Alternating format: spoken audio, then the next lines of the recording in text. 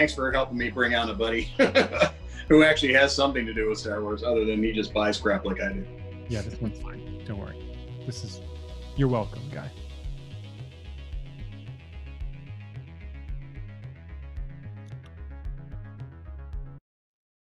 Hey everyone out there. Happy May the 4th. That's right. May the 4th be with each and every one of you. Welcome to another episode of Unsealed and Revealed. Yeah, clapping. And everybody's excited. I'm sure we're all force clapping.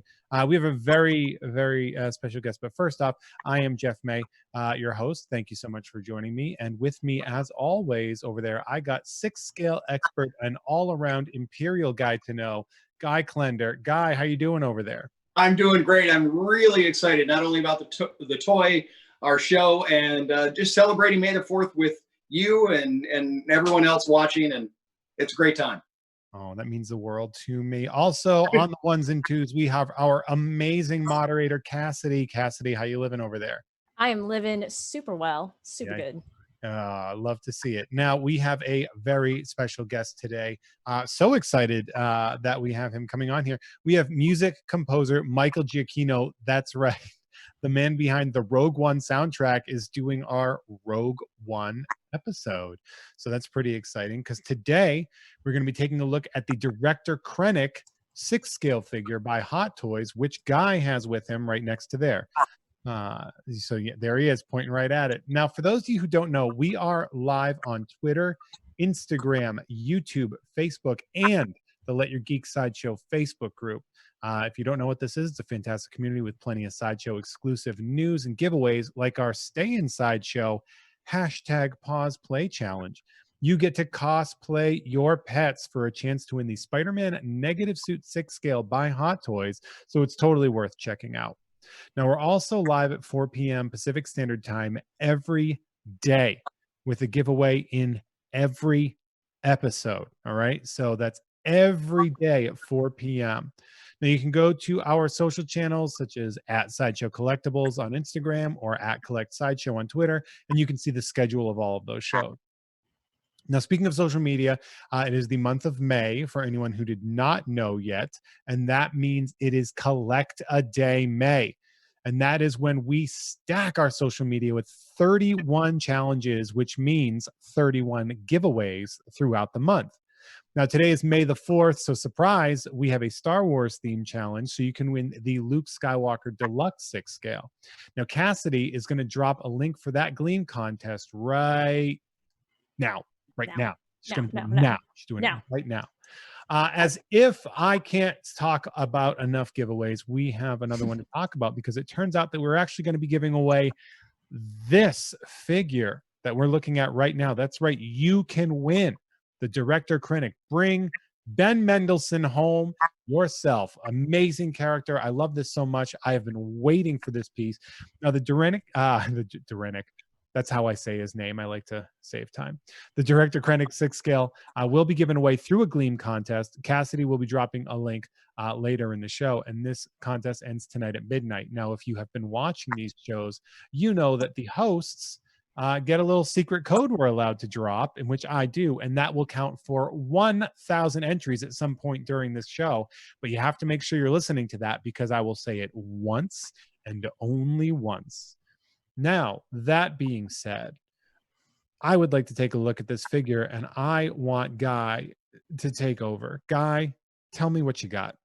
All right. Here he is, long awaited by everybody, and he's fantastic. Can't wait to show you all the things that he does. So let's jump right on in. This is the classic black box series that we've been seeing with that matte and then the gloss black. This is a photograph of the actual figure. You can, oh, good, I'm catching the light a little bit there as I move it back and forth. You've got the chromed version of the letters. I'm going to lift this up a little bit, and then down on the bottom, they've been doing this neat artwork. Yeah, that red band. Yes. Now, this is a shoebox style, all right? And on the back, we're going to have all of our credits. So we're going to lift that up and take that off. There it is. Like Lift so. That box. I love that sound.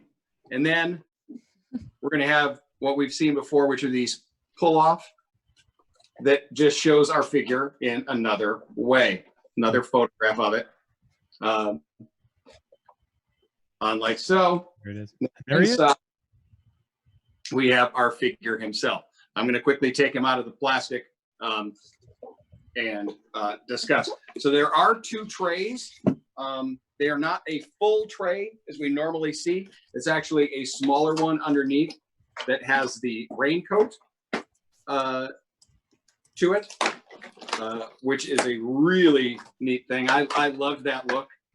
Yeah, that raincoat. That's pretty dope. Yeah, they've done some really cool things with the way in which you can create the figure. So I'm going to lean this up here so we can see. So we are going to do close-ups as best we can here.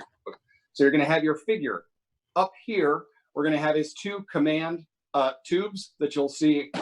That's the little there. And then he's got 3 of his rounds for his blaster. You're also going to have his blaster. That's such a cool blaster too. The multiple hands, and then the cloth cape or their cap. Guy, do you know with that blaster, is that the first time we've seen that style of blaster in any of the movies? Yeah.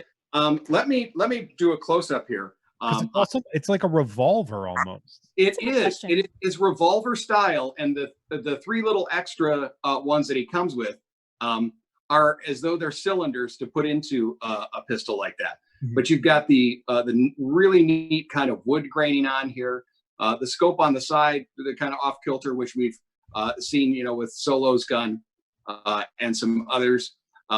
Great metal paint job in there. They've done a wash to give all those lines and detail you can see in it. I hope you can. Yeah, it kind of has the vibe of sort of like a late 19th century carpetbagger kind of a gun, which I guess fits the character really well. When you look at that, but it's just one of those really fascinating aspects of the character that it's not like the DL or anything like that. Like it exactly. There's another thing I like about now. Here's our figure out, and because we've talked about that blaster, and we're gonna show a little bit more. I like that the way in which his holster is kind of reversed. He would draw his pistol left to right, so he's a lefty, which is kind of a neat thing to see. So let's take a look. I'm going to move the figure up and try and show you as best we can. This is an incredible likeness here. Yeah, the likeness is really great. It looks just like him. I love Ben Mendelsohn, so the fact that we can take one home is just so cool. Hopefully, Jeff, is that focusing in for you? Can you get to see the detail? Yeah, I can see it. Okay, great. So just the hair work on it, the age lines in the face, the eyes. They turned it a little more. Yeah, there you go. That's where we can see. I think there we go. A bit of the mild overbiting there. The way it's just really, really neat, and they've given that skin. Look, this is not a clean. It has that bit of an aged character on it, which is spectacular. It looks really great. Now, this is kind of a fun thing about it. This is his cap that we see him wear. His little hat. Yes. Now, this is sculpted out of the plastic, and it's. I like that it's done that way. Sometimes when you do cloth in this scale, this size, it really won't hold the crisp folds or something like that. But that one on your head right there. The little texture on there. Inside is a little magnet, and that is you can do this. Watch. This is when he and I have so much in common. Wow. Yep. Oh. It's a magnetic. Yeah. See, look. It's wow. Now. It's pretty cool. Yeah. Magnet there. Drops right in. What this does is it gives us that really nice, clean cut line on the figure. Oh, like when your hair kind of like. Yeah, I mean, really. I have that going on. Yeah, it has that nice separation, and it doesn't look clunky. It's not like if you shoved a plastic hat Yeah, because that's not how hats work. Hats don't sit on the top of your hair. Correct. So it's really neat to have it done that way. So we're seeing more and more magnets being used in figures, and it really allows us to do a lot with it. Yeah. Next use of magnets, I'm going to pull it back here a little bit, is going to be the cape. Cape is also done on 2 magnets. All right. I'm going to bring the cape a little closer here so you can see the detail in it. Let's set him down for a moment.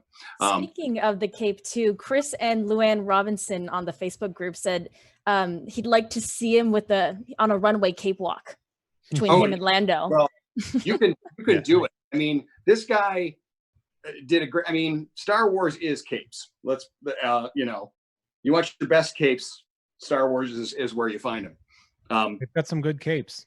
Oh yeah.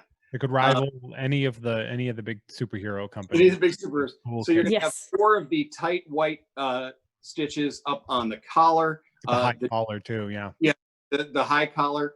Inside, you'll see there are your 2 magnets. Okay, and those are in there. The curvature of the shoulder is kind of naturally sewn in there, so it just lays right on. Okay, this is a cape that has a dual layer. All right. So you've got a silken layer on the interior and the outer a little more, I want to say durable, but more toward that cotton look. So question for you, Guy, from me. Is there wiring going down? Yes, indeed. That's what I want to show you. Down here in the wire on the lower end, on the very bottom, you have wire. Okay. Not on the 2 front sides, just along the bottom. Oh, so it's wired at the bottom. Correct. Because it looked really firm going down the side, so I honestly thought there was wiring going down the side. It's just that it's just a real tight pleat. Now it's split back. Whoop, sorry about that. I need a little coating. You're paying for that, Guy. Exactly. You see, there's the split on the back, and then underneath, you see that silken fabric. Ooh. All right. To have kind of these large pockets down in the. Put more big guns in it. Yeah. Exactly. So that's cape number 1. I'm going to set that off to the side. So we're going to look at him without said cape. I'm going to actually, hopefully, try and do my best to move the whole thing a little bit closer for us to see everything on him. Fun fact, Cuba Rigel on YouTube has a lot of interesting information. He says Krennic's cape is kind of special because he's pretty much like the only one next to Darth Vader in the Empire who wore a cape. Yeah. Well, and everyone else wore like tunics. Yeah. You know, he was one who he wanted his, he wanted, everybody to know, hey, this is my accomplishment. I did that. And, that becomes an issue for him. So now let's take a look at something fun that they've done here. No spoilers, by the way. No. In the very right here, you've got his command pips, the 2 lines of them. Now, in the very beginning of the movie, when we first see him walk through the rain across the black field, it's early.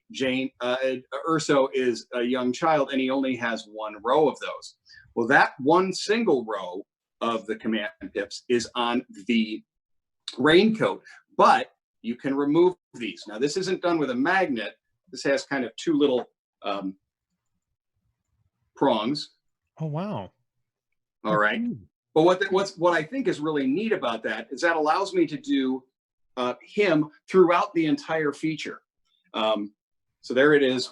There's those 2 holes I told you about. Okay. So allows you to kind of do him throughout the entire feature.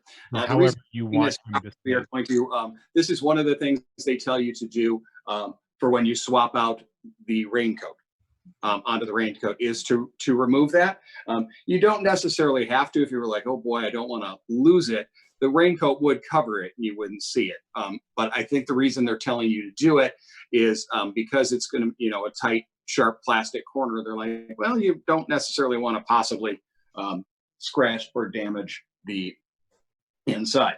As I talked about that, I'm walking you through how to change out the cape. That is all going to be in your instruction manual. Everybody, Guy loves instruction Read manuals. through Yes, he these. does. Read through these. And I'm going to show you actually what you see on those back two pages is where the command pips go and the cylinders for his gun.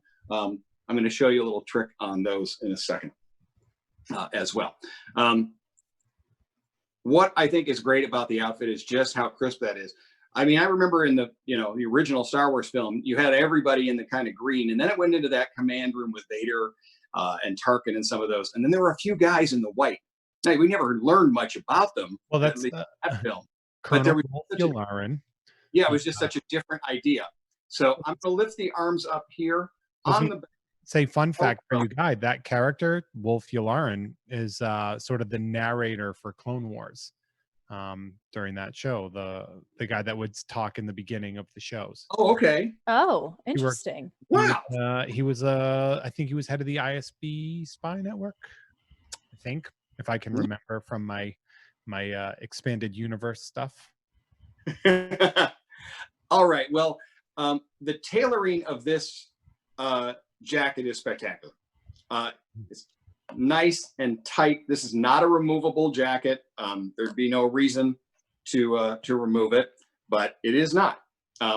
But when you're moving it around, you can see how I'm lifting the arms and such, that it's really working itself really nicely. It's got padded shoulders, and there's also padding in the chest area. However, it also does have that additional shoulder joint. I'm going to kind of ratchet it up. So a bit of a shrug that he's doing there. Is that for motion? Exactly. Yep. That's for when you needed to do the motion. When I've got the cape off, he didn't really have the cape off in the film too much, but boom, if I want to have that kind of up on the senior portrait. Look. Yeah, there we go. There's our senior portrait. Look. But another reason I have it up here is to show you that they've actually done kind of the undercoat. Okay. So it's a light, thin white fabric that is over it as well. While I've got the belt off, that's what I wanted to show you. I love that the holster is molded that it has that wear into it, and the open, it drops right in. Yeah, like I love that about those little details, like the wear, for example. This is like what I said was so fun is that he draws his the cross draw from the right across to the left, which is kind of neat. Then on the side here, you're going to have three little kind of holster bits for his cartridge rounds. His cartridge rounds. Now let's take those out. Would be round cartridges. Yep, they are pretty darn small. But and then inside is, and since we don't know much about the blast tech of this, kind of some different colors in there. Here's something that we're going to talk about with adding his command, and I'm going to add one of the cylinders in. Okay, so this is going to be a tighter leather. Take your small screwdriver, just kind of feed that in gently, because there are two. Jeff, you got to tell me if you can see that well. I mean, there are two little leather loops. Okay. So by opening them up a little bit, it makes when I drop them in a little bit easier. So you're creating basically a little give in the. Yeah. Okay. I'm not stretching it, but I want to open that up. Oh yeah, you're clearing the way. Exactly. So they'll lay in there. Oh yeah. Now, on the jacket, and this is also on his outer raincoat, is where his command pips go. Now, right here and right here. What's fun, while I've got the thing there, remember I told you there are those magnets that hold the cape on? Yeah. Well, that's what it is. That's a strong magnet.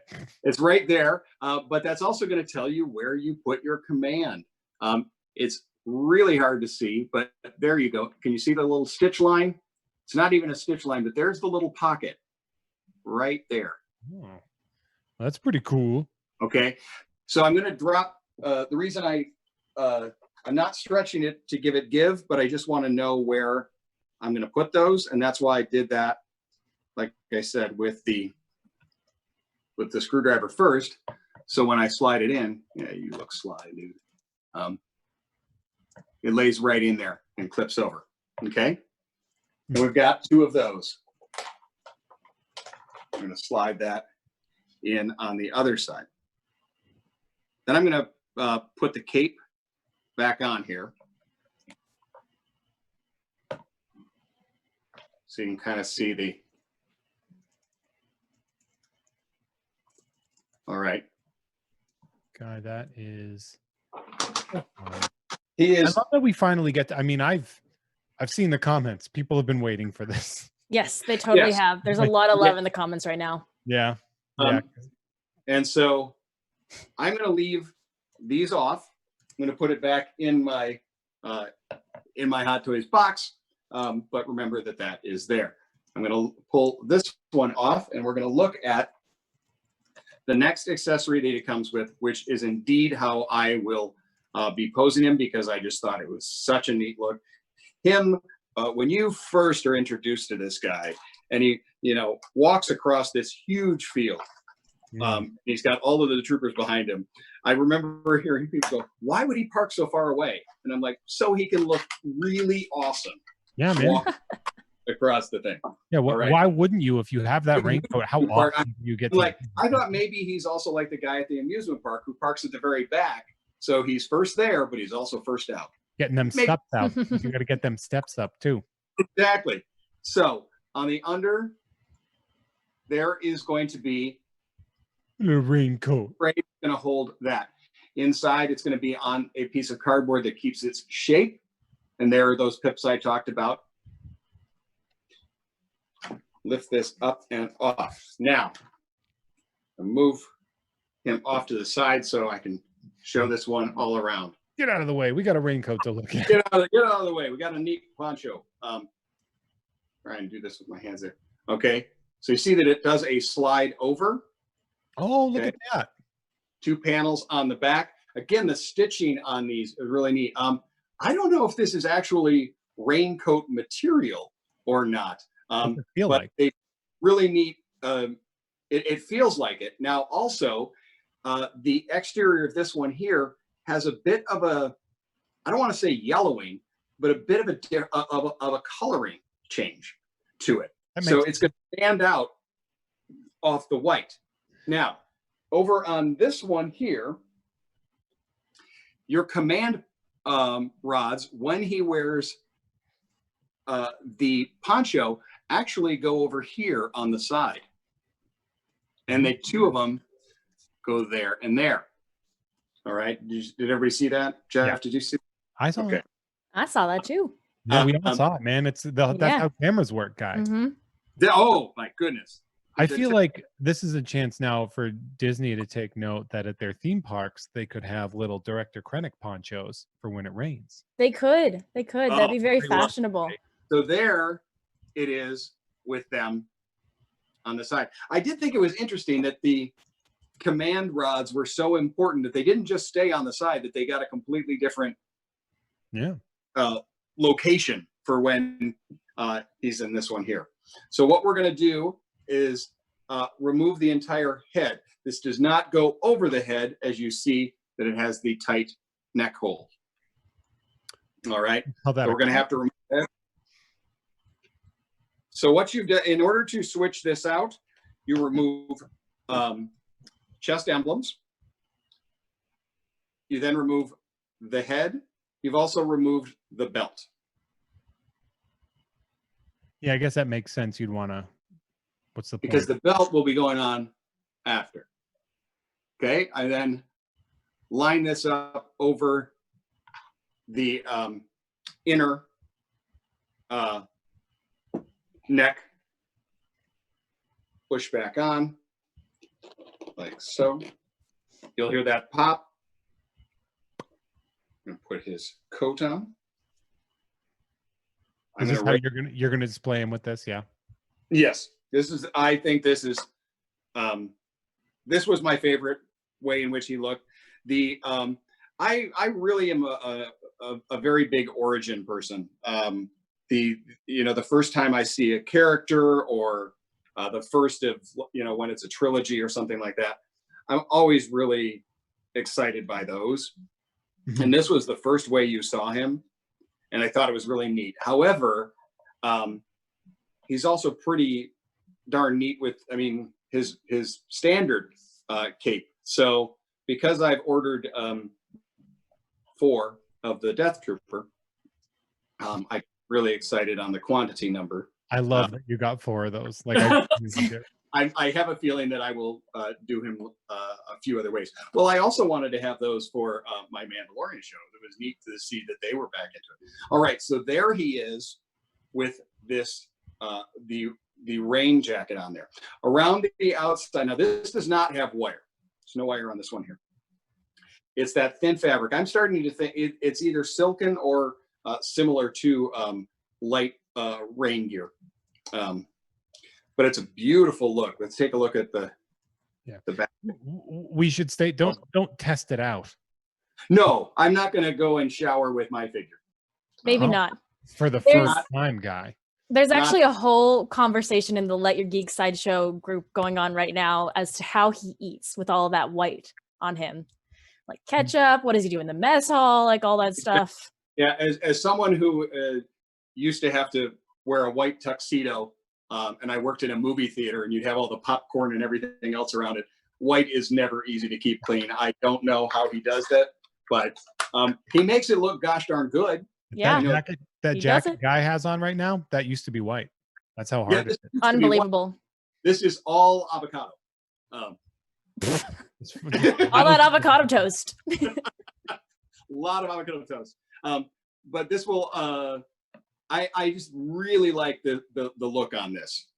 All right. I just think that coat to me is just so fun. So different and so unique. I like the command rods that are on the side. I like that his command pips are there. I just liked how he was in this, where he even has things where he's very, I don't want to say comical, but he enjoys being a little nasty. Yeah, he likes it. Yeah, in the beginning of the movie that really showed. All right, so let's try our best here, and I'm going to kind of physically be lifting the character up and kind of show a top to bottom on that. When I flipped this around and did the Velcro on the back, it gives you a little bit of play. Krennic's introduction was so neat, and it was really fun to see a character that was not one of those. So I really liked him, and I know there's somebody that's joining us that really likes the character as well, so much that he writes music about it. Hey, Guy, we got a quick question, right? Yeah. Yes. So actually, there have been some questions about when is it coming in the US? When's it releasing? Okay. It is estimated for pre-order right now. That question actually came from Mr. Cliff's Toy Shop from IG, Instagram. I just wanted to let everyone know on Instagram, we can see you. We do hear you. I just don't have the power right now to reply to your comments, but we are engaged and involved. Okay, copy that. Now, Guy, I'm going to take a little bit of a moment to interrupt this right here, because we are joined by our very special guest. Yeah. So without further ado, the composer, the mood setter himself for Rogue One, among countless scores of other amazing things right here. Ladies and gentlemen, let's give it up for the amazing Michael Giacchino. Michael, how you doing? Woo! I'm great. How are you doing? How's everyone? Awesome. Where is everybody? Look at you. Oh, you're on a are you on the, what are you on, a Star Destroyer over here? What is happening? I'm waiting for Kylo Ren. I had to dress appropriately. Look at that. Look at this thing. It is perfect. That is amazing. Yeah. Now, Holy cow. I love it. You got to write music for this film. I did. And for that dude. And even, did a theme for him. Oh, yeah. So yeah, it's actually one of the first themes you hear in the whole movie, you know? Yeah. Yeah, and you know, and it starts out in space too, where it just kind of begins there, and as he's getting closer to the planet and he lands and all of that, and you know what, I'll tell you, villain themes are always the most fun to write, you know, because you get to act out in a way that you would never act out in public, but you can do it musically, so it's great. It's a safe space to be a villain when you're writing that kind of stuff. I love it. It's so much fun. But so this is not for sale then yet, right? This is coming out soon? This is on Yeah. pre-order right now. Our website Wow. says its estimated arrival is around May 2020. So Holy cow. Maybe That's really soon. cool That's looking. like yeah, Yeah. It's Wow. like now. Yeah, that's coming like, up on us. Yeah. Yeah. Michael, he not only does, I mean, he has his big cape. This is that rain poncho that we first saw him, which I said for me was one of the cool things to do. So was with him being one of the first people we see in the film. In fact, I think he is the first person when I rewatched it last night again. Was that the first theme you wrote for the movie? Yeah, I know you did absolutely. this quickly. Well, you know, normally what I would do on a film is actually write a suite that encompasses all the themes that I'd be working on for that particular film, and would, you know, kind of hit on all the main characters or situations or things such as Death Stars and things like that. And we'd talk about it. We would, you know, I would talk with the director, I'd play it for them and all of that. But on Rogue One, there was just no time for any of that. It was, by the time I was hired, I only had 4.5 weeks to score the film. So I had to write all of that in 4.5 weeks. And it was crazy because, so what I did was I basically sat down, had the movie in front of me, and started it from the beginning and just went all the way through to the end, and didn't really take the time to write out all of the themes beforehand. I kind of wrote them as I needed them. So one of the first things that I needed, obviously, was his theme, was Krennic's theme. So that was the first one out of the gate. And then, you know, as they would pop up in the film, because I like to work linearly, I like to work in order as opposed to jumping around and doing the end first. I always like to start at the beginning, but I also always like to start with working out a suite of ideas and things, which there just wasn't time for. So I kind of did it all at the same time as I was writing.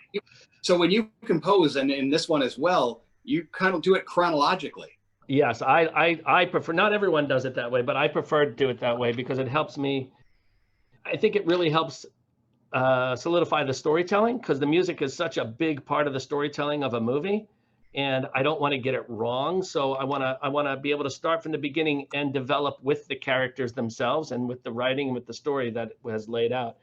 I feel like if I kind of start at the end, I might be either too big or too small. But if I start at the beginning, I know exactly where I need to be at every moment, and I can just kind of take it step by step. Now, this was the first feature that they did outside of, you know, the Skywalker saga, but you were able to touch on some, you know, classic themes. Oh yeah, music. it was great. It was so much fun to use.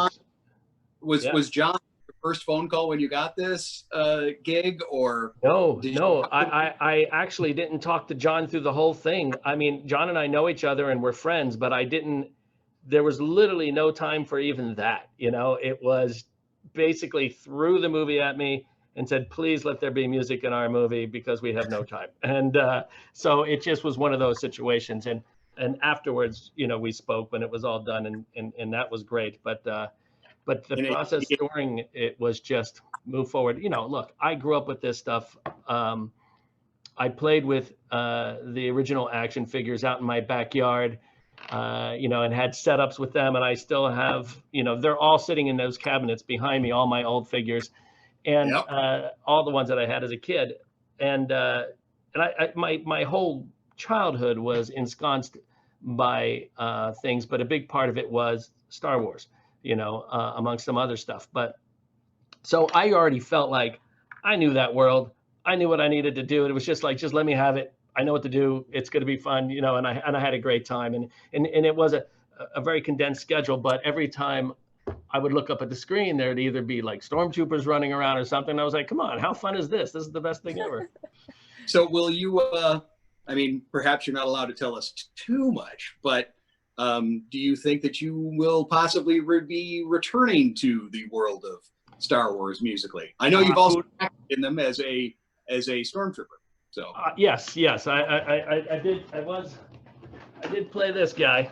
Yes. Oh, So I was I've FN seen you. Yeah, I was 31 FN 3181. I was in The Force Awakens. So and then I did have a part in The Rise of Skywalker, but I got cut out. So anyway, but I'm not mad about that. It was will I do? I mean, I who knows? I mean, it's always fun to do it, and if asked, I'm sure the answer is yes. And you know, we'll have to just see what happens. So now you're also a toy collector, as you said. Yeah. But you've actually made a toy. You made an R2-D2, correct? Yes, I did. For the R2 Me Too, I did make one of those. Yeah, I don't know where it is. I would love to. You know, I thought they were going to sell them for charity, and I was hoping to be able to buy it back and have it. You know, because I would love to have it on my shelf. So I have no idea where it is. It's probably with the somewhere in the warehouse at the end of Raiders of the Lost Ark at the moment. But it was a great fun project because they gave us an R2, like a completely you know, it's not painted or anything, just a plain R2, and we do whatever we want with it. And I turned mine into a sort of a castaway R2 from yeah, there he is. Oh, nice. Next thing. I found it online too right now. Yeah. Oh, you did? Yeah, there it is. I remember you R2. play. Actually, it's funny too because I bumped into Michael not too long ago at friend of Sideshow's, Jennifer Muro's place. Yeah. And I was like, I look at your R2-D2 every time we walk in. Well, at least he's still out there. But if you're ever ready to sell him for charity, let me know. I would love to. I guess I could just make another one, but I don't know. There's something for you. No dice. That what? Do you make other toys? I'm just curious. Or do you? I mean, I love making models. I love doing that stuff. You have to remember, as a kid, I was I really thought what my job would be when I was older was visual effects. I thought I really wanted to be a visual effects guy. I wanted to make models. I wanted to blow them up on film. I wanted to do all the things that I saw those guys at ILM doing in Van Nuys back in the 70s. What happened? You know? You blew it. I blew it. I know. And now that I'm like, I feel like now that I have some time, I could do that. There's no use for real models anymore. It's all digital. So I think it'd be neat. Actually, you want to see what I'm working on right now? It's not Star Wars related, but it's sort of in that vein. Yes. I mean, yes. We've all been building puzzles and models, so please let us know what you're working on. If he's talking about what I think it is. Well, no, it's not a Star Wars thing, but it's from the family, I guess. You know, I am working on. Oh, not what I thought it was, but that's incredible. This I'm putting together. This. Phone home. Now, what's interesting, like this part. Obviously, this is ET. Sorry to hijack your Star Wars thing, but this I made when I was 13. This section of it, with the intention of building the whole thing, but I never got around to it. But I have kept this all these years, and now I've just started gathering the parts to complete it. So wow, you know, hopefully soon. And then maybe I can talk to some aliens. I don't know. We'll see. There you go. That's love incredible. it. I love it. I absolutely love it. Michael, it's so great to. I mean, it's great to see you in general. And I met Michael years ago, and he and I share a lot of common interests. So get to talk. How long have you had this beard? And you wrote my toy's music, so I get to do that, which is really neat. When your toy has its own piece of music, that's a pretty incredible thing. So. Actually, behind you, I have one of those too. The thing behind, yeah, I got that too. That's one of the coolest things they did for Galaxy's Edge. Yeah, to have the and that is part of my 12-inch 6 scale to have the Stormtrooper doll from the film. So it's so great. I love that thing. It's sitting on my shelf over here. Yeah. I love that you're a collector of the stuff. You're a big fan of about, I think all of the things that you work on, you're almost a fan of them first. Always. I mean, as I was saying, as a kid, I was obsessed with, I loved Star Wars, but I also loved Planet of the Apes. I loved Spider-Man. I actually had Doctor Strange comics. I had, I mean, everything up there that you see on my shelf of my old toys, in Star Trek, of course, as well. I had the Star Trek the Mego action figures, and all of those things, like everything I loved as a kid, I ended up kind of working on as an adult. So it's almost like I haven't really grown up. Life hasn't changed too much for me. I'm still doing the things I would have done as a kid, of making movies as a kid. I was playing with toys. I was, so. I feel like it might have changed a little bit. Well, yeah, it changed a little bit. I mean, you're in the same neighborhood, but it seems like Yeah. it'd be very different. Yeah, the toy box got bigger. Much bigger. That is for sure. Now you get to play with the movies. Yes. As opposed to just the toys. It's very true. It is very true. It is true. But it's really fun to kind of have that connection, especially from, when you were a kid doing these things. I was 9 years old, in 1977. So that was it's a long path from there to here to still be playing with Star Wars stuff. It's so weird. to get that call to do Star Wars, and then to, there's your name up on the screen that opening night, attached to it, had to be a very unique feeling. It was a blast. Honestly, at the time that I got the call for that film, I was supposed to go on a vacation. I hadn't had a vacation in years, like a real vacation. I've had a lot of work trips. I'd go somewhere to record something, and then you stay a couple days, but that's not really a vacation because it's always surrounding work.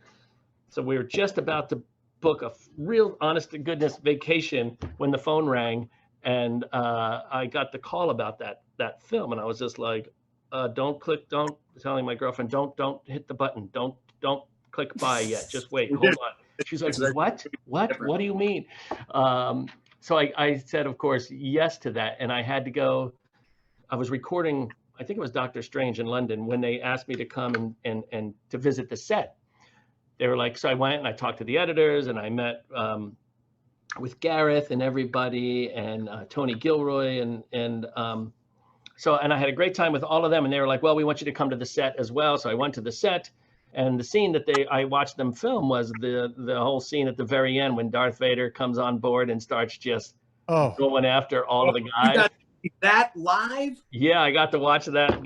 Now look, to be fair, when you watch these things live, it's not nearly as cool as watching it on the finished version, because there's just basically a guy in a Darth Vader costume just. But now, and there's no sound, so it's kind of funny, but it was still very cool to see and be able to walk on the set of the Tantive 4 and just be in that environment, because they had real full sets. I mean, now you had just agreed to do it. You've gone to that, and now you see this Vader thing. I mean, did that flood of emotion of, I get to do a Vader theme. I get to. Oh yeah, of course. I mean, it was like, you're just. How you could, I will not be able to maintain calm in that kind of moment. Well, it's one of those situations where you think that, okay, you're hired, but at some point they're going to fire me. I'll never be able to, at some point something's going to happen. You always think that, but it doesn't. And I think, my mind also was more set on, okay, I don't have much time. Let me figure out, how can I do this? I'm not really a person that works with other composers. I don't have assistants and things that do that kind of work for me. It's just me. So a big part of it was my brain just reorienting, going, okay, how can I accomplish this? A job that you should have 12 to 16 weeks to do. How can I make this work in 4.5? And it, it was never not fun. It was always great, but it was a bit stressful at times, just making sure, because I didn't want to mess it up. Hey, Michael, Cassidy's been really great and following all of our live. We're watching live. Would you be kind enough to answer a few questions from those? Yes. I'm going to give it over to Cassidy then. Yeah. Yes, there's loads of hype and questions in the chats. Oh boy. Speaking of your 4.5 week deadline, someone wanted to know, they just want to know about, your experiences. Someone, Yuba on YouTube asked, what was your first thought for director Krennic's theme when you first saw his design, if you could think that much? Well, I mean, I think that it was more about you're always looking to embody the character in the music, you know, so it's always about sort of watching the scene and seeing what they're doing, what they're saying, how they're acting. The actor is a big part of the creation of a lot of these themes, because any different person could carry that character in many different ways, you know. But I remember just watching it and getting a great feel from him. And he had a really, you were speaking about it a little bit earlier. You were talking about how he's one of those bad guys that really enjoys being a villain. He chews the scenery a bit, you know, but not in a bad way, in a really good way. And so I wanted this theme to be the theme that he would believe he would have. You know, I think there are others that might disagree that around him that work with him that might be like, yeah, no, that's not the theme that guy would get. But it really does have to come from what would he think it would be, you know? I tried to make that emotional connection between the music and the characters as carefully as I can, as best as I can. It's always a tightrope. That's incredibly interesting, because I feel like he is so wrapped in his head in the entire movie. Yep. I really loved Rogue One, you can tell. Bobby Keo Michael on the Let Your Geek Sideshow community Facebook wants to know if there's like a big difference between scoring a TV show like Lost or something versus like a movie like you've done like with Rogue One. You know what? There's not much different in terms of process. Process is very similar. You know, you're looking for character, story, and heart in all of it, and you're trying to translate what the story has into music so that the people can feel that as well. The big difference between working on something like Lost and then a big feature film is really just time. You know, on Lost, I would have 3 days generally to write a score, orchestrate it, and then we would go record it on the 4th day. So there's not a lot of time, and there was a new score written for every episode. So it was just boom, boom, boom, boom. So you're constantly going. Television is tough, and you just it's almost like a never-ending treadmill. And back then it wasn't like now. I can't even believe I'm saying back then, but back then, television was still in the era of 24 to 26 episode series, right? So now we have like these little 10 episode things. I'm like, please, that's like nothing. That's easy. But back then it was tough. So time, and I would say budget is the other thing that is, you may not get as big an orchestra as you would, but you just have to be creative with how you use the orchestra you can get. And I was very lucky to always work with live players as well. Nice. That's awesome. Which bring so much to the table. Yeah, nice. Someone on Instagram at Rick and Morty Fan Man wants to know, and I believe this is in reference to Rogue One, how many compositions did you actually have written for the movie before you chose a final agreement or arrangement? On a final arrangement. Well, I'm not sure exactly what that means, but I'm assuming it. I mean, I would write. I just had to write everything and then orchestrate it as I go. And then I also did work with some amazing orchestrators as well, because you know I couldn't orchestrate the whole thing myself. There was just no time to do that. So, but I was very specific about the type of orchestrations I wanted and what it should be. But there was, I don't know, there was a lot of music in that movie. I don't. It's like a very weird blur to me, the whole experience. I can imagine so, honestly, with the time span that you had. On Twitter, 12 Spacetime wants to know, when it comes to your first order trooper, set costume and everything, did you just keep the helmet or did you keep the whole thing? Okay, here's the interesting, I think, is the other one in here too? I might have, let me go, hold on. Yeah. Go get it. You know, when somebody there we goes, go. Oh, here's my official original Stormtrooper. So, neat thing. Now, when I did the one in Force Awakens, I did not keep that costume because they still had a lot of shooting to go on, so they were still using all of that, right? So unfortunately, I did get a really great version of it, so that's good in the end, but it wasn't the exact one I wore in the film. But when I did Rise of Skywalker, I was one of these guys. Ooh, a Sith trooper. Oh. and I did get to keep that, so that was cool. So Nice.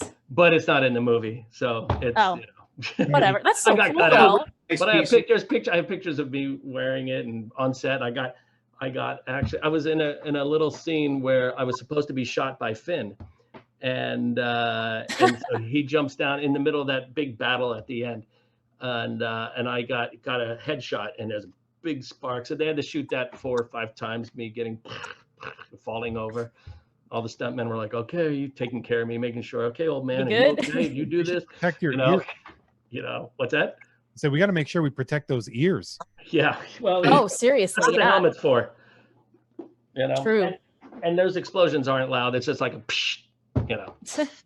They add that later. There's a ton of love for everything that you've done. There's a lot of people saying that they feel like the Vader theme was like the most like powerful, legendary they've ever heard. Oh, cool. A lot of people really want to know what is like the favorite thing that you've done, just in general, your entire career. You can think of something. I don't know. It's so hard to choose. I've been so lucky to be a part of so many great things that I so love, between Planet of the Apes and coming up Batman, who I've always been a major Batman fan. I mean, that's really fun. And then from Star Wars to Star Trek, it's hard to choose between them all because I love them all for for various reasons. But I think one of the things that is the most dear to my heart probably is Lost.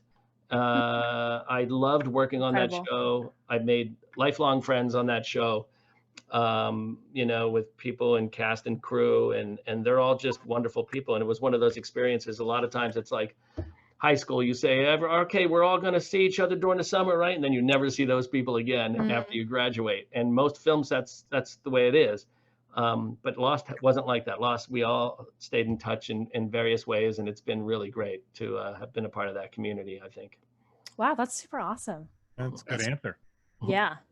I'm stoked on the Batman. The fact that we're getting Yeah. that. Me too. Yeah, that's going to be fun. I mean, they're not shooting it right now because of all the stuff going on in the world, but they'll get back to it soon, hopefully, and get it finished. I mean, Matt Reeves is one of my such a dear friend and a wonderful person. He's doing a great job on it, as he always does. He's just one of my favorite directors, and just a good guy. So I think he'll do a great job.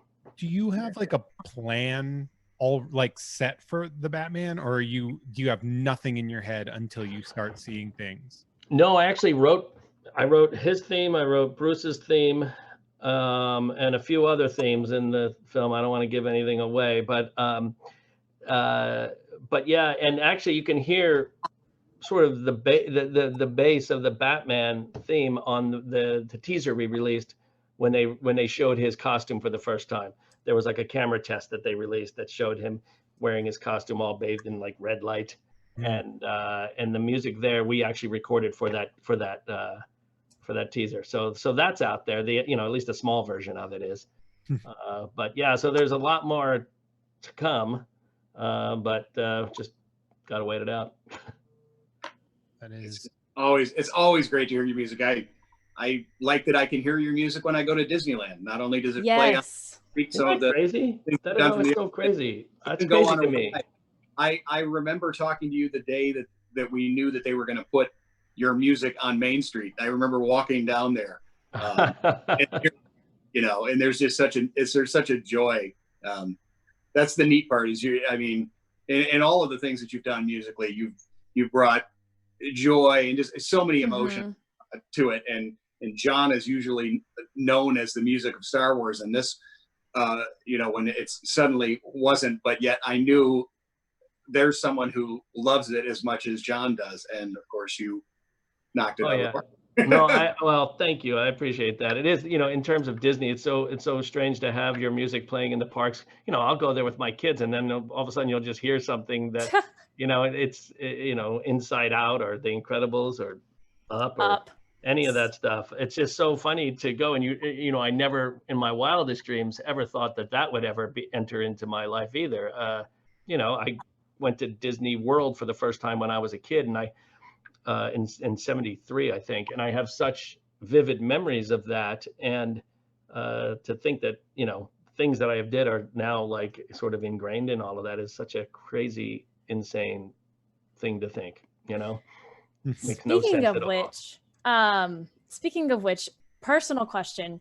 As someone who loved Pixar and loved Up and cried a lot, did you mean to make us all cry? Because it totally worked. Always. It did. It's Always. It's my goal in life is to make everyone cry.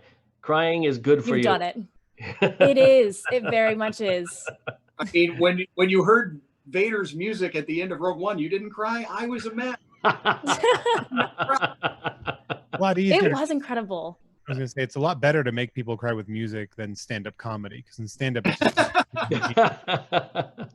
made that person cry. I'm like, yeah, I'm a bad person. Yeah, I'm gonna say, yeah. I'm trying to think what kind of stand-up comedy would actually make that work. I don't know. That'd be a tough one.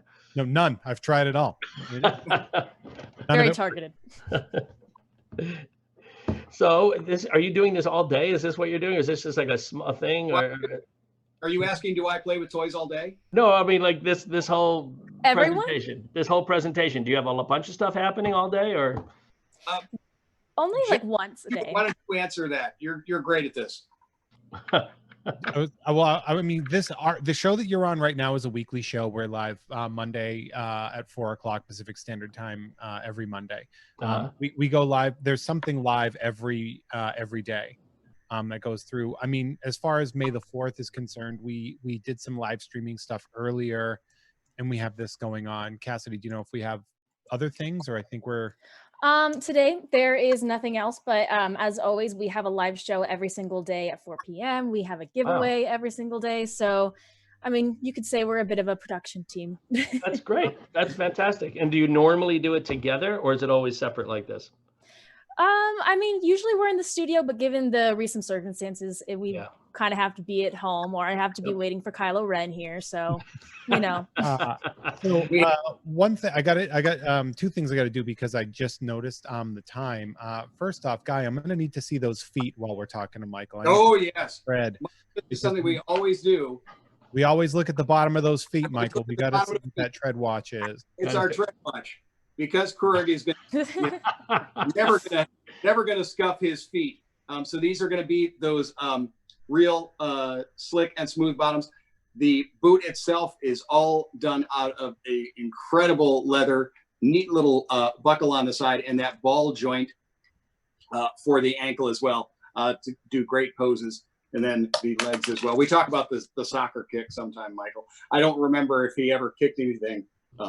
Maybe when he was probably off screen he did, but that's also looks like a great model for stop motion animation. So there's for you to do. And one of the cool things about this, Michael, and I don't know if I don't think you were watching earlier, but we're actually going to be giving one of these away for free on the Gleam contest that Cassidy's dropping a link to. Yes. I'm going to drop my secret code right now, and I'm going to say it once.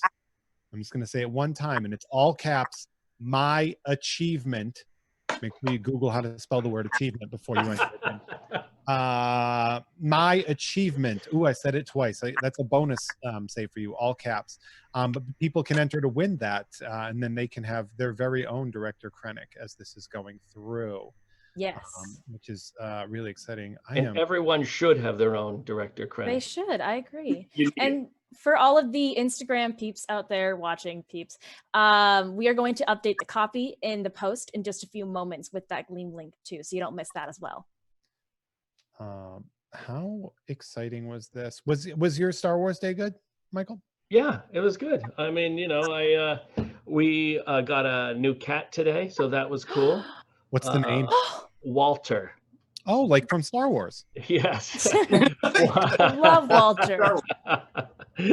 Yes, I'm starting to think maybe Walter could be like FN3181's real name. I don't know. We'll see. But yeah, so he's a rescue, and so he arrived actually as we were on this talk. He arrived inside, so that's a big deal. That's a huge deal, and thank you for doing that, by the way, because all the good little puppies and kitties need help and to rescue. Yeah, they do. Mm-hmm. They do. And share blue milk. We got to give him a cape. We got to give him a cape for being. There you go. Sounds good. We were so excited to know that you were coming on here. I know you and Guy go back. I know you and I have bumped into each other a couple of times. And I was just so excited that we got to talk to you. So Well, thank you for having me. Was happy to be here. It's always fun. Come back all of the time. All right. Yes. Anytime. We come back now. Like, you don't even need to. I'm back. What do you want to talk about? No. But thank you infinitely, and thank you all, by the way, for watching and joining us with Michael Giacchino. We cannot wait to see what you have in store for the future. I'm a huge Batman fan, and I will try not to mess it up for you. Don't, or I'll. I mean, I have access to you now, so you probably don't want to screw this up. That's true. You know where to find me. Yeah. You have all been an amazing audience. The interaction has been out of control. Next week, no promises. Michael will probably be back. I don't know, but we'll definitely be back at the very least. Next week at 4 p.m. Pacific Standard Time. Don't forget to enter that Gleam link. Head to side.show/WinKrennic and use that super secret code that I'm not saying again for 1,000 bonus entries.